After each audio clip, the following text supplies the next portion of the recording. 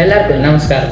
ഇനി ഇവിടെ നടക്കാൻ പോണ 15ാമത്തെ വാഗ്വന്തിൽ ഞാൻ രാംദാസ് മാഷിനെ സ്വാഗതം ചെയ്യുന്നു.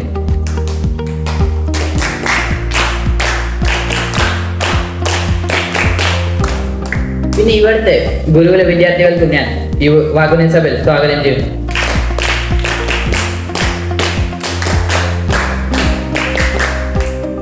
ഏതൊരു നല്ല കാര്യം നടക്കും മുന്നേ ഈശ്വര പ്രാർത്ഥനയാണ്. ഈശ്വര പ്രാർത്ഥനയായി ഞാൻ നീരജാൻ ഇവരിലോട്ട് ക്ഷണിക്കുന്നു. ഗുരുർ ബ്രഹ്മ ഗുരുർ വിഷ്ണു ഗുരുർദേവോ മഹേശ്വരഃ ഗുരുർ സാക്ഷാൽ പരം ബ്രഹ്മ തസ്മൈ ശ്രീ ഗുരവേ നമഃ. അഖണ്ഡമണ്ഡലാകാരം വ്യാപ്തം യേന ചരാചരം തത്പദം ദർശിതയേന തസ്മൈ ശ്രീ ഗുരവേ നമഃ. അജ്ഞാനതിമിരാന്തസ്യ ജ്ഞാനാഞ്ജനശലാകയാ ചക്ഷുരുന്മീലിതയേന തസ്മൈ ശ്രീ ഗുരവേ നമഃ. സ്ഥാവരം ജംഗമം വ്യാപ്തം യേന കൃഷ്ണം ചരാചരം തത്പദം ദർശിതയേന തസ്മൈ ശ്രീ ഗുരവേ നമഃ. ചിദ്രൂപേണ പരിവ്യാപ്തം ത്രൈലോക്യം സചരാചരം തത്പദം ദർശിതയേന തസ്മൈ ശ്രീ ഗുരവേ നമഃ. തസ്മൈ ശ്രീ ഗുരവേ നമഃ. തസ്മൈ ശ്രീ ഗുരവേ നമഃ. ഈശ്വര പ്രാർത്ഥന ചൊല്ലിയ നിരഞ്ജൻ നന്ദി. ഇനി നമുക്ക് ഇന്നത്തെ മുഖ്യ പ്രസംഗത്തിലേക്ക് എടുക്കാം. ആദ്യം തന്നെ ഇവിടെ പ്രസംഗം വന്നത് പ്രത്യുത്മനിയാണ്. പ്രത്യുത്മനിനെ ഞാൻ ഇവരിലോട്ട് ക്ഷണിക്കുന്നു. മാന്യസദസ്സിന് വന്ദനം. എൻ്റെ പേര് പ്രത്യുത്മന്യു. ഞാൻ 7ാം ക്ലാസ് വിദ്യാർത്ഥി. ഇന്നത്തെ എൻ്റെ കർത്തവ്യം എന്തെന്ന് വെച്ചാൽ ഒരു കഥയും അതിൻ്റെ ഗുണപാഠവും പറയുക എന്നാണ്. കഥയുടെ പേര് ആടിനെ റാഞ്ചിയ കാക്ക. ഒരിക്കൽ ഒരു കഴുകൻ ആകാശത്ത് വട്ടമിട്ട് പറക്കുകയായിരുന്നു. അങ്ങനെ പറന്നു പറന്ന് ഒരു കടൽ തീരത്തെത്തി. ആ കടൽ തീരത്തു നിന്നും ഒരു മീനിനെ പോലും കണ്ടെത്താനാകാതെ ആ കഴുകൻ വിശന്നു കളഞ്ഞ് ഒരു കുന്നിലെത്തി. ആ കുന്നിൽ ഒരാട്ടിൻകുട്ടി ഒറ്റപ്പെട്ട് ഓടി നടക്കുന്നു കണ്ടു. ഇത് കണ്ട കഴുകൻ പറന്നു വന്ന് ആ ആട്ടിൻകുട്ടിയും റാഞ്ചി കൊണ്ടുപോയി. അപ്പോൾ ഇതെല്ലാം കണ്ടുകൊണ്ടിരിക്കുകയായിരുന്നു ഒരു കാക്ക. ആ കാക്കയ്ക്ക് തോന്നി തനിക്കും ഇതുപോലെ ഒരാടിനെ റാഞ്ചണമെന്ന്. അങ്ങനെ ആ കാക്ക ആട്ടിൻകൂട്ടത്തിനിടയിലുള്ള ഒരു വലിയ ചെമ്മരിയാടിനെ തന്നെ റാഞ്ചാൻ ശ്രമിച്ച് പറന്നു ചെന്ന് ആ ചെമ്മരിയാടിന്റെ മുതുകിൽ കയറിയിരുന്നു. എന്നിട്ട് ആ കെട്ടുപണഞ്ഞിടയ്ക്കിടെ ആ കാക്ക കാലുകൾ തട്ടി. അപ്പോൾ ഞാൻ നിങ്ങളോട് ചോദിക്കാം, സാധാരണയായി കാക്ക കൊക്ക് കൊണ്ടാണോ അതോ കാലുകൊണ്ടാണോ സാധനങ്ങൾ എടുക്കുക? ചരിത്രമാണ്. പക്ഷെ ഈ കാക്ക കഴുകനെ പോലെ കാലുകളാണ് ഉപയോഗിച്ചത്. അങ്ങനെ ആ കാക്ക തന്റെ നഖങ്ങൾ ആ ആടിന്റെ ശരീരത്തിൽ ഉറപ്പിക്കാൻ ശ്രമിച്ചു. എത്ര ശ്രമിച്ചിട്ടും അത് സാധിച്ചില്ല. അങ്ങനെ വീണ്ടും വീണ്ടും പരിശ്രമിച്ചു. പക്ഷേ അത് ആ നഖങ്ങൾ അതിൽ ഉറക്കുന്നുണ്ടായില്ല. അങ്ങനെ അതിനു പകരം ആ കെട്ടുപണഞ്ഞിറങ്ങിയത് ആ കാക്കയുടെ കാലുകൾ കെട്ടുപണയുകയുണ്ടായിരുന്നു.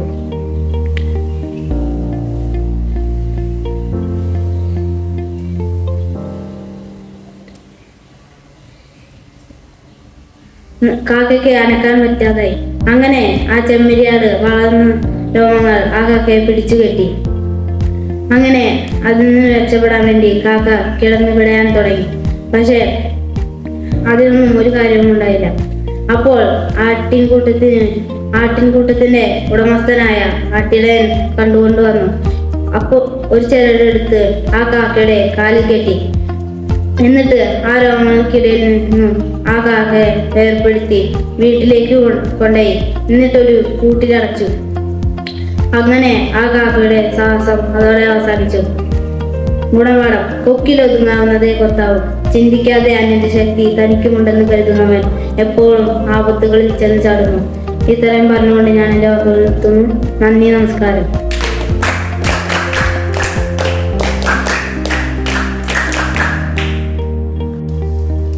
പ്രത്യുത്മനെ നന്ദി. അടുത്തതായി ഇവിടെ പ്രസംഗമുണ്ട് അശ്വന്താണ്. അശ്വന്തിനെ ഞാൻ ഇവരിലോട്ട് ക്ഷണിക്കുന്നു. മാനസദസ്സിന് വന്ദനം. എൻ്റെ പേര് അശ്വന്ത്. ഞാൻ 6ാം ക്ലാസ്സിൽ പഠിക്കുന്നു.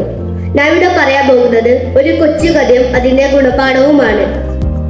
അതുകൊണ്ട് ഞാൻ കൂടുതൽ വൈകാണ്ട് കഥയിലേക്ക് കടക്കാം. ഒരിക്കൽ കശ്യപ പ്രജാപതി പറഞ്ഞിട്ടുള്ള ഒരു പ്രജാപതി ഉണ്ടായിരുന്നു. അവർക്ക് 2 മക്കളുണ്ടായിരുന്നു. ആ 2 മക്കളുടെ പേരാണ് കദ്രുവും വിരുതയും. ആ 2 മക്കളും തമ്മിൽ എപ്പോഴും തർക്കമായിരുന്നു. ഇങ്ങനെ കുറെ ദിവസങ്ങൾ കടന്നു. ഒരു ദിവസം കശ്യപ പ്രജാപതിക്ക് ജീവിതം മതിയായി. പിന്നെ തപസ് അനുഷ്ഠിച്ച് ജീവിക്കാം എന്ന് ആഗ്രഹിച്ചു. അതുകൊണ്ട് വനത്തിൽ യാത്രയാക്കുമ്പോൾ അവരുടെ 2 മക്കൾക്ക് ഓരോ വരം കൊടുത്തു. ഈ കദ്രു പറഞ്ഞ വരം വെച്ചാൽ അത് അവർക്ക് 1000 കരിനാഗങ്ങൾ മക്കളായി ജനിക്കണം. പിന്നെ വിനിത പറഞ്ഞ വരം വെച്ചാൽ അവർക്ക് 2 പുത്രന്മാർ മക്കളായി ജനിക്കണം. ഇങ്ങനെ കുറെ വർഷങ്ങൾ കഴിഞ്ഞു. കദ്രു 1000 മുട്ടകളും വിനിത 2 മുട്ടകളും ഇട്ടു. പിന്നെ 500 വർഷങ്ങൾ കഴിഞ്ഞപ്പോൾ ഇവരുടെ മുട്ട വിരിഞ്ഞു. പിന്നെ 500 വർഷങ്ങൾ കഴിഞ്ഞപ്പോൾ കദ്രുവിന്റെ മുട്ട വിരിഞ്ഞു. അതിൻ്റെ അകത്ത് 1000 കരിനാഗങ്ങൾ പുറത്തേക്ക് വന്നു. പക്ഷെ വിനിതയുടെ മുട്ട വിരിഞ്ഞിട്ടില്ല. അവൾക്ക് ക്ഷമയില്ലാത്തതുകൊണ്ട് അവളുടെ ഒരു മുട്ട നുള്ളി പൊട്ടിച്ചു. ആ നുള്ളി പൊട്ടിച്ചപ്പോൾ ആ മുട്ടയിൽ ഒരു പാതി മനുഷ്യ ശരീരമുള്ള ഒരു വൃദ്ധി ജീവി പുറത്തേക്ക് വന്നു. ആ ജീവി വിനിതയെ ശപിച്ചു. ഓ അക്ഷമയായ മാതാവേ, എന്നെ ഈ വൃദ്ധനാക്കിയ നിങ്ങൾ കദ്രുവിന്റെ അടിമയായി തീരട്ടെ എന്ന് പറഞ്ഞ് ആ ജീവി അതിവേഗം ആകാശത്തിലേക്ക് ഉയർന്നു. ഇങ്ങനെ ഒരു ദിവസം ഈ കദ്രുവും വിനിതയും തമ്മിൽ ഒരു തർക്കമുണ്ടായിരുന്നു. ഈ ഉച്ചസ്രവസിന്റെ വാലിന്റെ നിറത്തിനെ കുറിച്ചായിരുന്നു തർക്കം. കദ്രു കറുപ്പ് നിറം എന്ന് പറഞ്ഞു, വിനിത വെളുപ്പ്. എന്നാൽ നമ്മൾക്ക് പന്തയം വെക്കാം, കദ്രു പറഞ്ഞു. വിനിത പറഞ്ഞു, അതൊന്നും വേണ്ട, വെറുതെ എന്തിനാ പന്തയം വെക്കുന്നത്. പിന്നെ കദ്രു പറഞ്ഞു, ഓ തോൽക്കുമെന്നുള്ള ഭയമാണല്ലേ. ഇത് കേട്ട് വിനിത ദേഷ്യത്തോടെ ആ പന്തയം സമ്മതിച്ചു.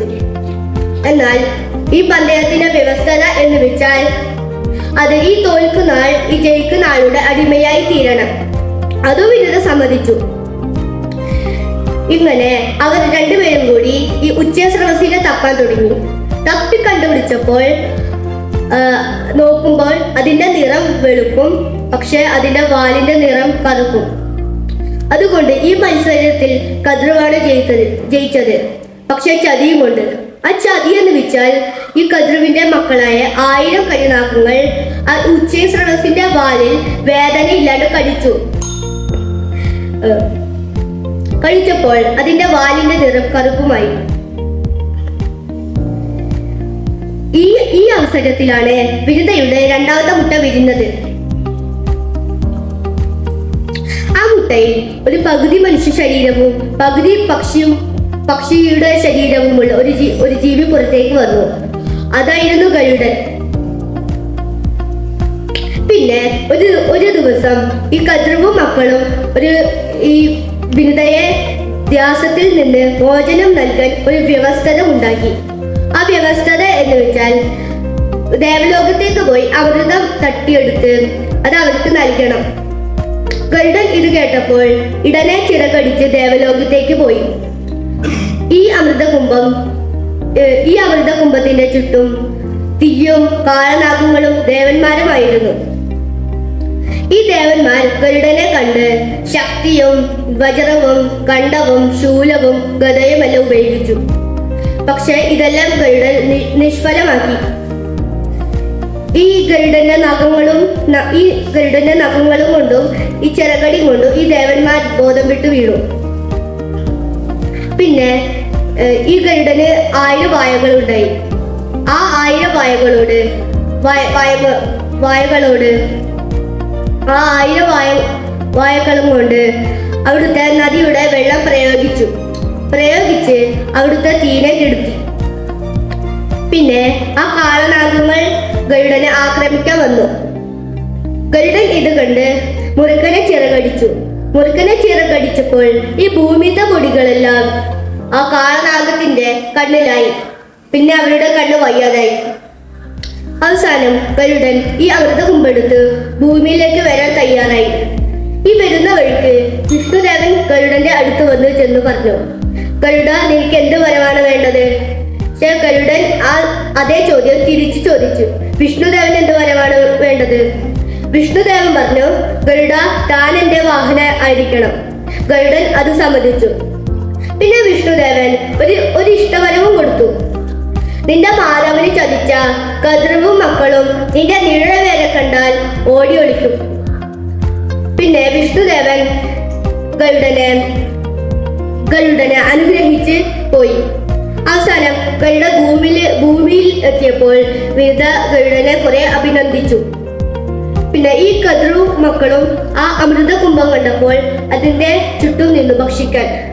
മുകളിൽ ഈ അമൃത കുംഭം വെച്ചിട്ട് കുളിക്കണം. കുളിച്ചിട്ട് ശുദ്ധനായി വന്ന് ഭക്ഷിക്കുകയാണ് വേണ്ടത്.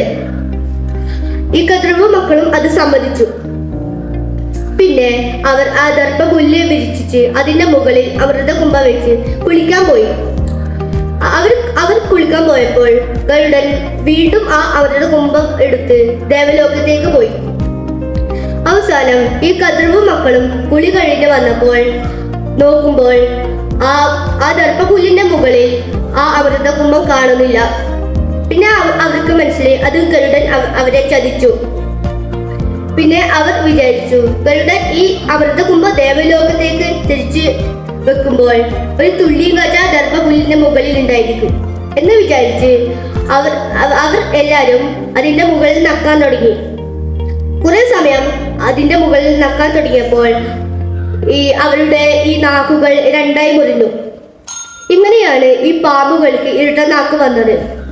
ഈ കഥയുടെ ഗുണപാഠം എന്ന് വെച്ചാൽ, നമ്മൾ മറ്റുള്ളവരെ ചതിച്ചാൽ നമ്മൾക്ക് തീർച്ചയായും അതിന്റെ തിരിച്ചടി നൽകും. ഇത്രയും പറഞ്ഞുകൊണ്ട് ഞാൻ എൻ്റെ വാക്കുകൾ തീർക്കുന്നു. നന്ദി, നമസ്കാരം.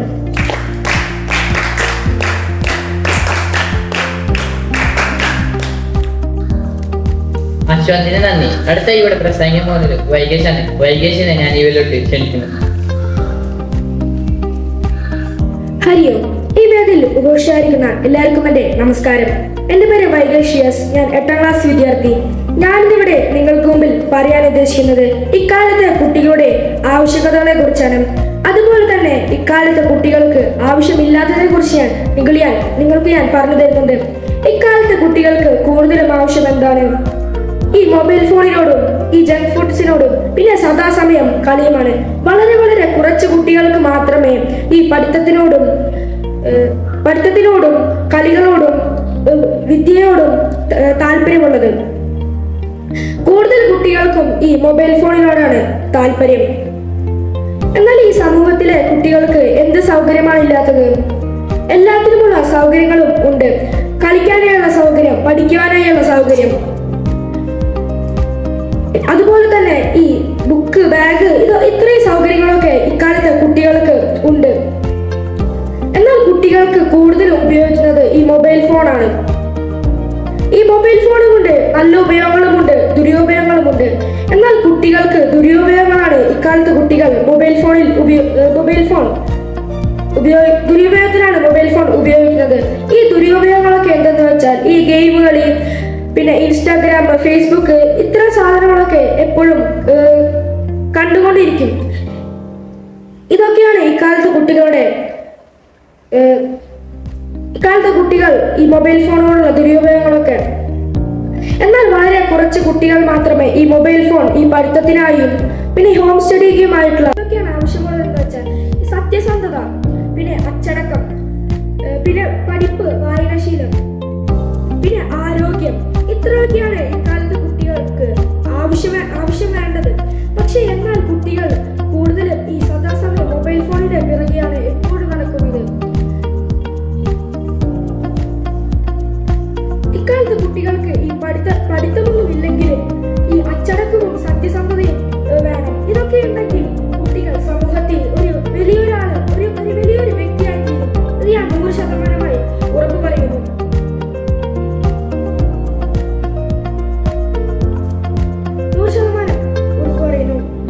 എന്നാൽ ഈ പണ്ടുകാലത്ത് കുട്ടികൾക്ക് വളരെ ആരോഗ്യവും ശക്തരും ബുദ്ധിമാന്മാരും ആയിരുന്നു.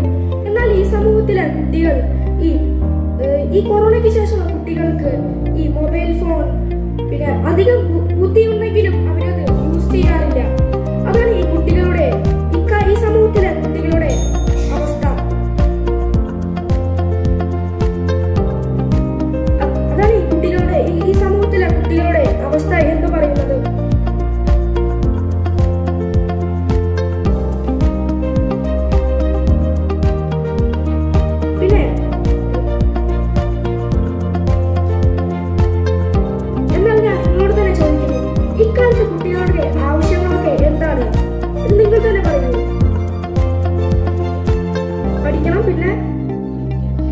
കളിക്കണം, വായിക്കണം, പിന്നെ അച്ചടക്കം, സത്യസന്ധത, ആരോഗ്യം. ഇത്രയുമൊക്കെയാണ് ഇക്കാലത്തെ കുട്ടികൾക്ക് ആവശ്യമുള്ളത്. എന്നാൽ കുട്ടികൾക്ക് ഇതൊക്കെ മാറ്റിവെച്ച് എപ്പോഴും ഈ മൊബൈൽ ഫോണിന്റെയും ഈ പുറകെയാണ് ഇവർ നടക്കുന്നത്. ഈ മൊബൈൽ ഫോൺ കൊണ്ട് ദുരുപയോഗം എന്ന് വെച്ചാൽ ഈ മൊബൈൽ ഫോണിന്റെ ഗെയിമുകളൊക്കെയാണ് ഇവരതിന്. പിന്നെ ഈ മൊബൈൽ ഫോണിന്റെ മൈക്രോ വൈബ്രേഷൻ കാരണം അവരുടെ ബ്രെയിനിൽ ഇത് ബാധിച്ച് ചില കുട്ടികളുടെ ബുദ്ധി തന്നെ ഇല്ലാതാകും. പിന്നെ ചില കുട്ടികളുടെ കാഴ്ചശക്തി തന്നെ കുറയും. അതാണ് ഈ കുട്ടികളുടെ അവസ്ഥ എന്ന് പറയുന്നത്. ഇത്രയൊക്കെയാണ് ഈ കുട്ടികളുടെ ആവശ്യകതകളെ കുറിച്ച് പറയുന്നത്. ഇതിലൊക്കെ നിങ്ങൾക്കൊക്കെ എന്താണ് മനസ്സിലായത്? കുട്ടികൾക്ക് സത്യസന്ധത വേണം, അച്ചടക്കവും വേണം. അധികം പഠിപ്പൊന്നുമില്ലെങ്കിലും അച്ചടക്കത്തോടെ നടക്കാനും, പിന്നെ സമൂഹത്തിൽ എങ്ങനെ പെരുമാറണം, പിന്നെ മൂത്തവരോട് എങ്ങനെ പെരുമാറണം, ഇതൊക്കെയാണ് ഇക്കാലത്ത് കുട്ടികൾക്ക് ആവശ്യമുള്ളത്. ഇത്രയൊക്കെ പറഞ്ഞുകൊണ്ട് ഞാൻ എന്റെ വാക്കുകൾ സർവേശ്വരന്റെ കാൽക്കൽ സമർപ്പിച്ചുകൊണ്ട് നിർത്തുന്നു. നന്ദി, നമസ്കാരം.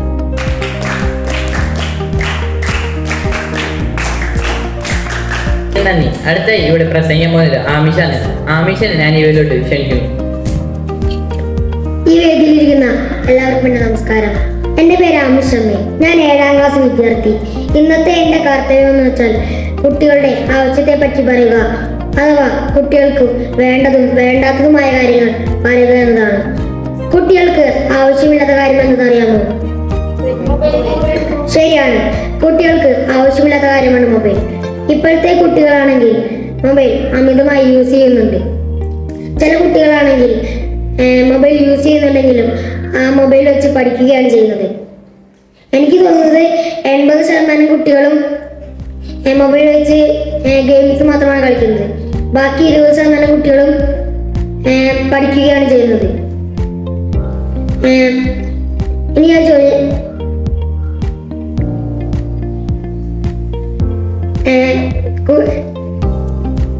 ബാക്കി 20% കുട്ടികൾ പഠിക്കുന്നത്. നമുക്ക് ഇതിനൊരു സ്വാതന്ത്ര്യം കിട്ടിയിട്ടുണ്ടോ?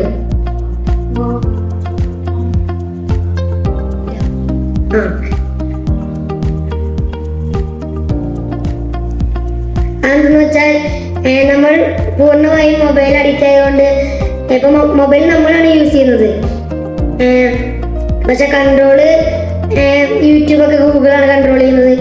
അതിൽ നമുക്ക് മുഴുവനായി സ്വാതന്ത്ര്യം കിട്ടിയിട്ടില്ല.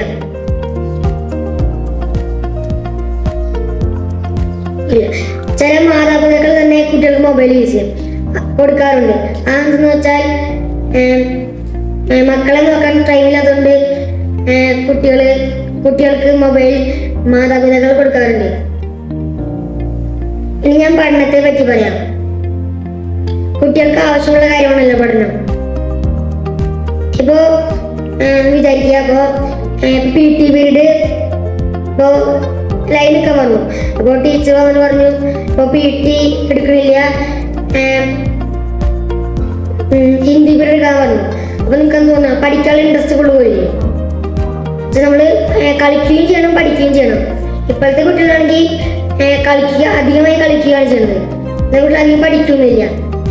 പക്ഷെ നവോദയ നമ്മൾ ചെയ്യേണ്ടത് പഠിക്കുകയും ചെയ്യണം, കളിക്കുകയും ചെയ്യണം.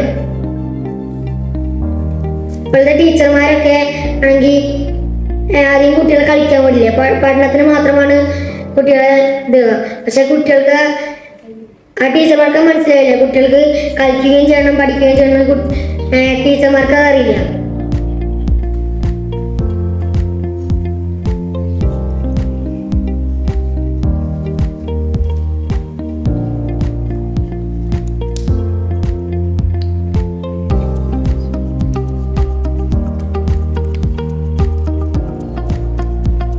ഞാൻ ഇതിന് പ്രധാനപ്പെട്ട 3 കാര്യങ്ങൾ പറയാം. 1, നമ്മൾ കളിക്കുകയും പഠിക്കുകയും ചെയ്യണം, അല്ലെങ്കിൽ നമ്മുടെ ബുദ്ധി ഒന്നും വർദ്ധിക്കില്ല. 2, നമ്മൾ അമിതമായി മൊബൈൽ യൂസ് ചെയ്ത് പഠിക്കുന്നതിന് മാത്രമാണ് നമ്മൾ യൂസ് ചെയ്യേണ്ടത്. പിന്നെ ഗെയിംസ് കളിക്കാൻ അധികം യൂസ് ചെയ്യാൻ പാടില്ല. പിന്നെ 3, ചിലപ്പോൾ നമുക്ക് മാതാപിതാക്കൾ തന്നെ നമുക്ക് ടൈമില്ല പറഞ്ഞ് തരും. നമ്മൾ പറയണം നമുക്ക് വേണ്ടെന്ന് പറയണം. ഇത്രയും പറഞ്ഞുകൊണ്ട് ഞാൻ എൻ്റെ വാക്കുകൾ ഉപസംഹരിക്കുന്നു. നന്ദി, നമസ്കാരം. ആമിക്കൽ നന്ദി. അടുത്ത ഇവിടെ പ്രസംഗിക്കാൻ പോകുന്നത് ധീരജാണ്. ധീരജനെ ഞാൻ ഇവരിലോട്ട് ക്ഷണിക്കുന്നു. മാനസോസിനെ വന്ദനം. എൻ്റെ പേര് ധീരജ് കെ ഡി. എനിക്കിന്ന് നിങ്ങളോട് പങ്കുവയ്ക്കാൻ കിട്ടിയിരിക്കുന്ന വിഷയം നമ്മൾ നമ്മുടെ ഗുരുകുലത്തിൽ നിന്നുപോയ വിനോദയാത്രയെ കുറിച്ചാണ്. നമ്മൾ പോയത് കഴിഞ്ഞ മാസം 30-ാം തീയതി ആയിരുന്നു. ഞങ്ങൾ പോയത് ഞങ്ങളുടെ യാത്ര വാഗമണിലേക്കായിരുന്നു. 28-ാം തീയതിയും 29-ാം തീയതിയും ഞങ്ങൾക്ക് സന്തോഷത്തിന്റെ നാളുകളായിരുന്നു. ഞാൻ വിചാരിച്ചിരുന്നു വാഗമണിലൊക്കെ ഒരു ദിവസം യാത്ര പോയിട്ട് എന്ത് കാണാനാണ്, ബസ്സിൽ നിന്ന് ഇറങ്ങിയ അപ്പം തന്നെ തിരിച്ചു കയറാൻ പറയും, അങ്ങനെയൊക്കെയാണ് ഞാൻ വിചാരിച്ചിരുന്നത്. പക്ഷെ എനിക്ക് ആ യാത്ര പോയപ്പോഴാണ് മനസ്സിലായത്, ഞാൻ ഈ ടൂറിന് പോയില്ലെങ്കിൽ എൻ്റെ ഗുരുകുല ജീവിതത്തിൽ എനിക്ക് പറ്റുന്ന ഏറ്റവും വലിയ തെറ്റായിരിക്കും എന്ന് എനിക്ക് അപ്പോഴാണ് മനസ്സിലായത്. അത്രയും നല്ലൊരു എക്സ്പീരിയൻസ് ആയിരുന്നു നമ്മുടെ യാത്ര, അല്ലേ? നമ്മുടെ യാത്ര കേൾക്കുന്ന ഇഷ്ടമുണ്ടായിരുന്നില്ലേ? 29-ാം തീയതി രാത്രി ഞങ്ങൾ ബാഗൊക്കെ പാക്ക് ചെയ്തു. അങ്ങനെ 9 മണിക്ക് കിടന്നുറങ്ങിയപ്പോൾ മനസ്സിന് ഫുള്ള് പിറ്റേ ദിവസത്തെ യാത്രയുടെ ഫീലായിരുന്നു. അങ്ങനെ ഞങ്ങൾ 4:30 എനിക്ക് കുളിച്ച് റെഡി. 5:30 ബസ് വന്നു. ഗൗരിവന്ത എന്ന ബസ്സായിരുന്നു, നല്ല പെട ബസ്സായിരുന്നു. അങ്ങനെ ബസ് വന്നു, ഞങ്ങൾ യാത്ര തുടങ്ങി. കുറച്ചു ദൂരം കാഴ്ചകളൊക്കെ ഉണ്ട്. രാവിലെ 5:30 ടൈമല്ല, അപ്പോൾ കാഴ്ചകളൊക്കെ കണ്ടുപോയി. അപ്പോൾ രഹാഞ്ചേട്ടൻ്റെ വീട്ടിലേക്ക് പോകാനുള്ള വഴിയും വൈകേഷിൻ്റെയും അഭിനവീട് വീട്ടിലേക്ക് പോകാനുള്ള വഴിയൊക്കെ കണ്ടു. പിന്നെ ഞങ്ങള് പാലിയേക്കാട് റോഡ് കിടന്നു. അങ്ങനെ ഞങ്ങള് കാലടിയിലെത്തി. അവിടെ ജഗദ്ഗുരു ശങ്കരാചാര്യരുടെ സ്തൂപവും മഠമൊക്കെ കണ്ടു. പിന്നെ അവിടുന്ന് കുറച്ച് പോയിട്ട് ഞങ്ങള് പ്രഭാതഭക്ഷണം കഴിക്കുന്ന നേരായി. അങ്ങനെ ശരവണഭവൻ എന്ന് പറഞ്ഞൊരു ഹോട്ടലിൽ കയറിയിട്ട് നല്ല മസാല ദോശയും ചായയൊക്കെ കുടിച്ചു. അങ്ങനെ ഫുഡൊക്കെ കഴിച്ച് എല്ലാവർക്കും വോമിറ്റിന്റെ ഗുളികയൊക്കെ കൊടുത്തു. അങ്ങനെ ഞങ്ങൾ വീണ്ടും നാളെ യാത്ര തുടങ്ങി. റോന്ത് എന്ന് പറഞ്ഞ സിനിമയൊക്കെ കണ്ടിട്ട് യാത്ര തുടങ്ങി. പിന്നെ ഞങ്ങള് ഹൈ റേഞ്ച് കയറി തുടങ്ങിയപ്പോ ഒരു സ്ഥലത്ത് നിർത്തി. ഞങ്ങള് കുറെ കാഴ്ചകളൊക്കെ അങ്ങനെ കണ്ടു. അപ്പോ ഞങ്ങളുടെ ഒപ്പം ഞങ്ങളുടെ സ്കൂളിലത്തെ ഒരു മാഷുണ്ടായിരുന്നു, രാജേഷ് മാഷും. പിന്നെ സ്കൂളിലൊരു സ്റ്റാഫും, സുബിച്ചേട്ടൻ പറഞ്ഞൊരു സ്റ്റാഫും ഉണ്ടായിരുന്നു. അങ്ങനെ രാജേഷ് മാഷിന് ഞങ്ങൾ നല്ല നന്ദി പറയേണ്ടതുണ്ട്. കാരണം ഞങ്ങൾക്ക് ഒരു ഗൈഡിന്റെ സ്ഥാനത്ത് നിന്നിട്ട് മാഷെല്ലാം പറഞ്ഞ് മനസ്സിലാക്കി. വെസ്റ്റേൺ കെട്ട് അങ്ങനെ കുറെ കാര്യങ്ങൾ ഞങ്ങൾക്ക് കാണിച്ചു തന്നു. പിന്നെ ഞങ്ങൾ വീണ്ടും ഹൈ റേഞ്ച് കയറി. അങ്ങനെ ഞങ്ങൾ കയറിക്കൊണ്ടിരുന്ന് അവസാനം മുകളിലെത്തി.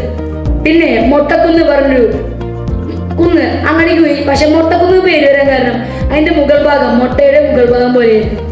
അവിടെ കയറി അങ്ങനെ കുറെ പാരഷൂട്ടിൻ്റെതും സ്കൈ സൈക്ലിങ് അങ്ങനെ കുറെ കണ്ടു.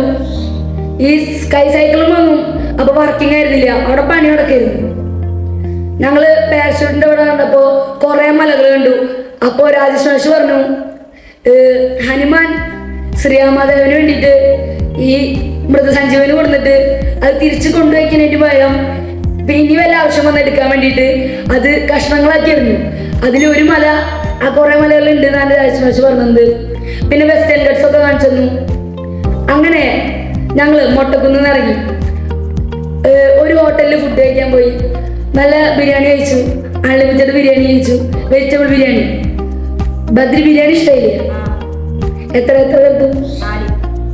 അങ്ങനെ എല്ലാവരും നന്നായി കഴിച്ചു, എല്ലാവർക്കും ബിരിയാണി ഇഷ്ടപ്പെട്ടു. ഞങ്ങള് ഈ ടൂറിന് ഏറ്റവും കൂടുതൽ നന്ദി പറയേണ്ടത് ഞങ്ങളുടെ അധ്യക്ഷന്മാരത്തിനോടും ഗൗരികാന്ത ബസ്സിന്റെ ആൾക്കാരോടാണ്. അവരാണ് ഞങ്ങൾക്ക് ഈ ബഡ്ജറ്റ് എടുത്തത്. അതുകൊണ്ട് അവരോട് ഞാൻ വന്നിട്ടുണ്ട്. അങ്ങനെ ഞങ്ങൾ ഫുഡൊക്കെ കഴിച്ച് ഞങ്ങൾ പൈൻ ഫോറസ്റ്റ് പറഞ്ഞ സ്ഥലത്ത് അങ്ങോട്ട് നടന്നുപോയി. അവിടെ ഒരു 3 മണി വരെ ഉല്ലസിച്ചു, ആസ്വദിച്ചു. അവിടെ മരത്തുമ്പിരുന്ന് സംസാരിച്ചു, കുറെ ഫോട്ടോ എടുത്തു. പിന്നെ കുറെ കുരങ്ങന്മാരെ കണ്ടു. അങ്ങനെ ഞങ്ങള് 3 മണിക്ക് അവിടെ നിന്ന് ഇറങ്ങി. അങ്ങനെ ഞങ്ങൾ കുറച്ചു നേരം ഞങ്ങള് ഫുഡ് ഉച്ചഭക്ഷണം കഴിച്ച ഹോട്ടലിലേക്ക് തന്നെ പോയി. പക്ഷെ അവിടെ ചായ ഉണ്ടായിരുന്നില്ല, ചായ ശരിയുണ്ടായിരുന്നില്ല. അപ്പൊ ഞങ്ങളൊരു തട്ടുകട പോലത്തെ കടയിൽ പോയി. അവിടെ പോയപ്പോ ഇപ്പോ ഈ മൂന്നാറ് ഈ മലഭാഗത്തൊക്കെ കൂടുതൽ എന്തിന്റെ കൃഷി ഉണ്ടാവുക? തേയില കൃഷി. അങ്ങനെ നല്ല ചായ ഒക്കെ കുടിച്ചു. അതിൻ്റെ ഒപ്പം ചെറു കടിയോട് കിട്ടി. എല്ലാവർക്കും നല്ല ഇഷ്ടമായി, ചായ ഒക്കെ നല്ല ഇഷ്ടമായി. പിന്നെ ഞങ്ങള് അഡ്വഞ്ചർ പാർക്കിൽ പോയി. അവിടെ ബോട്ടിങ് അങ്ങനെ കുറെ അഡ്വഞ്ചർ ആയിട്ടുള്ള കുറെ കാര്യങ്ങളുണ്ടായിരുന്നു. Glass bridge. അങ്ങനെ ഞങ്ങള് വരുന്ന ടിക്കറ്റ് ഒക്കെ എടുത്ത് അങ്ങനെ അഡ്വഞ്ചർ പാർക്കില് കുറെ നേരം നിന്നു. പിന്നെ അഡ്വഞ്ചർ പാർക്കിൽ ഉല്ലസിച്ചിട്ട് ഞങ്ങള് അഡ്വഞ്ചർ പാർക്കിൽ നിന്ന് ഇറങ്ങി. പിന്നെ ഞങ്ങൾ നേരെ പോയത് ഫ്ലവർ ഗാർഡനിലേക്കാണ്. അവിടെ നല്ല നല്ല ഫ്ലവേഴ്സും അങ്ങനെ കുറെ നല്ല നല്ല ഭംഗിയുള്ള കാര്യങ്ങളുണ്ട്. പിന്നെ ഒരു 7 മണിയായപ്പോൾ അവിടുത്തെ വാട്ടർ ഷോ തുടങ്ങി. അതായത് ഒരു പാട്ട് വയ്ക്കും, ആ പാട്ടിനനുസരിച്ച് വെള്ളം ഇങ്ങനെ മുകളിലേക്ക് പോയിട്ടും അങ്ങനെ വാട്ടർ ഷോ തുടങ്ങി. അങ്ങനെ ഒരു 7 വരെ ഞങ്ങൾ വാട്ടർ ഷോ കണ്ട് ആസ്വദിച്ചു. 7ക്ക് ഞങ്ങൾ ഫ്ലവർ ഗാർഡനിൽ നിന്ന് ഇറങ്ങി.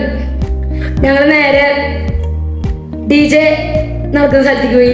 ഒരു കാടിന്റെ ചുറ്റും DJ, അതിന്റെ നടുക്കില് ഒരു ലൈറ്റും ഒരു വലിയ സ്പീക്കറൊക്കെ വെച്ചിട്ട് ക്യാമ്പ് ഫയർ ഒക്കെ അടിച്ചിട്ട് ഒരു DJ പോലെ നല്ല രസമുണ്ടായിരുന്നു. DJ ഫസ്റ്റ് ടൂറിന്റെ സമയത്ത് ഈ ടീച്ചറുടെ കാര്യം പറഞ്ഞിരുന്നില്ല, 11 മണിക്ക് ഇവിടെ എത്തുന്നത് പറഞ്ഞായിരുന്നു. പിന്നെ രാജേഷ് മാഷി അധ്യക്ഷന്മാരെ വിളിച്ചിട്ട് ഇത് 2 മണിക്ക് എത്തുള്ളൂ DJ എന്ന് പറഞ്ഞപ്പോൾ അധ്യക്ഷന്മാരെ സമ്മതിച്ചു. അങ്ങനെ 8:30 വരെ DJ നല്ല ആസ്വദിച്ച് ഡാൻസ് ഒക്കെ കളിച്ച് നല്ല അടിപൊളിയായിരുന്നു. പിന്നെ ഞങ്ങള് ഫുഡ് കഴിക്കാൻ കയറിയപ്പോൾ അവിടെ ചപ്പാത്തി പൊറോട്ടയായിരുന്നുണ്ടായിരുന്നു, കുറുമക്കറി, നല്ല അൺലിമിറ്റഡ് ഫുഡായിരുന്നു. എല്ലാവരും കുറെ കഴിച്ചില്ലേ?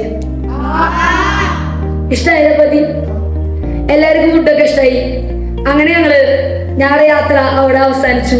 ഞങ്ങൾ തിരിച്ചു പോകും വഴിക്ക് ഹൈ റേഞ്ച് ഇറങ്ങണമായിരുന്നു, പാട്ടൊന്നും വെക്കാൻ പറ്റില്ല. അങ്ങനെ ഒരു പ്രിൻസ് എന്ന് പറഞ്ഞ സിനിമയൊക്കെ കണ്ടിട്ട് ഞങ്ങളങ്ങനെ നമ്മുടെ ഗുരുകുലത്തിലേക്ക് യാത്ര തിരിച്ചു. അങ്ങനെ വന്നിട്ട് ലാസ്റ്റ് 1:45 നമ്മുടെ ഗുരുകുലത്തിലെത്തി. യാത്ര എല്ലാവർക്കും ഇഷ്ടമായില്ലേ? നമ്മളിപ്പോ ഈ ടൂർ പോയില്ലായിരുന്നെങ്കിൽ നമുക്ക് എത്ര കാര്യങ്ങൾ മിസ് ചെയ്തായിരുന്നു. അഡ്വഞ്ചർ പാർക്ക് വെച്ച് ഒരു 3-4 ടവറിൽ കയറിയില്ലേ? ആ ടവറിൽ കയറിയപ്പോ AC-യുടെ 2 തണുപ്പായിരുന്നു നമുക്ക് അവിടെ ഫീൽ ചെയ്തു. ഇക്കെന്നെ തോന്നി ഞാൻ ഈ ടൂർ വന്നില്ലായിരുന്നെങ്കിൽ എന്റെ ജീവിതത്തിലെ ഏറ്റവും വലിയ കാര്യം ഞാൻ മിസ് ചെയ്തു. കാരണം അത്രയ്ക്ക് ആസ്വദിച്ച ഒരു യാത്രയായിരുന്നു.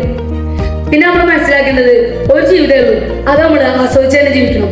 ഇത്രയും പറഞ്ഞുകൊണ്ട് ഞാൻ എൻ്റെ വാക്കുകൾ നിർത്തുന്നു. നന്ദി, നമസ്കാരം.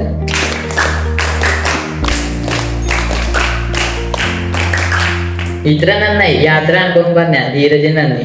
ഇനി നമുക്ക് ഇന്നത്തെ ഫലപ്രഖ്യാപനത്തിന് കടക്കാം. ഫലപ്രഖ്യാപനായി രാംദാസ് മാഷിനെ ഞാൻ അഭ്യർത്ഥിക്കുന്നു. രാംദാസ് മാഷിന് നന്ദി. ഇന്നിവിടെ പ്രസംഗിച്ച 1ാം സ്ഥാനം കരസ്ഥമാക്കിയ ധീരജിന് നല്ലൊരു കയ്യടി കൊടുക്കാം.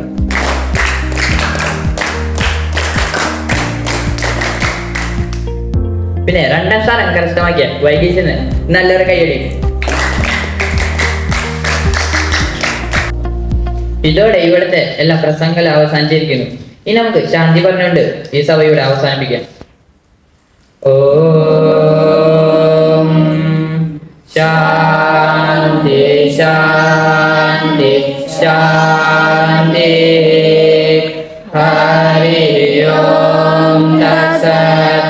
ശ്രീരാമകൃഷ്ണാർപ്പണമസ്തു.